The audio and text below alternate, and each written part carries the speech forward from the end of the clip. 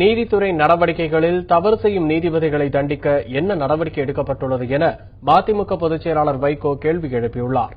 சர்வதேச பொது மன்னிப்பு சபையின் மனித உரிமை விருது பெற்ற மதுரை மக்கள் கண்காணிப்பக நிர்வாக இயக்குநர் ஹென்றி டி பென்னுக்கு பாராட்டு விழா நடைபெற்றது.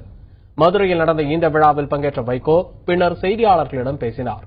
தங்கள் உரிமைகளுக்காக வழக்கறிஞர்கள் நடத்தும் போராட்டங்களுக்கு ஆதரவு தெரிவிப்பதாக கூறினார். எனினும் நீதிபதிகளை முற்றுகையிடுவது போன்றவற்றை வழக்கறிஞர்கள் தவிர்க்க வேண்டும் என்றார்.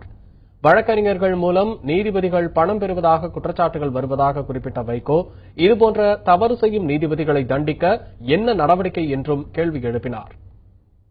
நீதிபதிகளிடம் பேரம் பேசி நீதிபதிகளிடம் பணம் கொடுப்பதாக சொல்லி வழக்கறிஞர்கள் தவறுகளில் ஈடுபடுகிறார்கள் என்று சொன்னால், அப்படிப்பட்ட வழக்கறிஞர்கள், அப்படிப்பட்ட கட்ட பஞ்சாயத்தில் ஈடுபடுகிறவர்கள் கண்டிக்கப்பட வேண்டியவர்கள். நிரூபிக்கப்பட்டால் அவர்கள் மீது சட்டங்கள் பாயலாம். ஆனால் இதற்கெல்லாம் இடம் கொடுக்கின்ற சில நீதிபதிகளை பற்றி ஆராய்ச்சி செய்து அவர்களை நீக்குவதற்கு சட்டம் கொண்டு வருவதற்கான யோசனை செய்தார்களா? இதுதான் என் கேள்வி.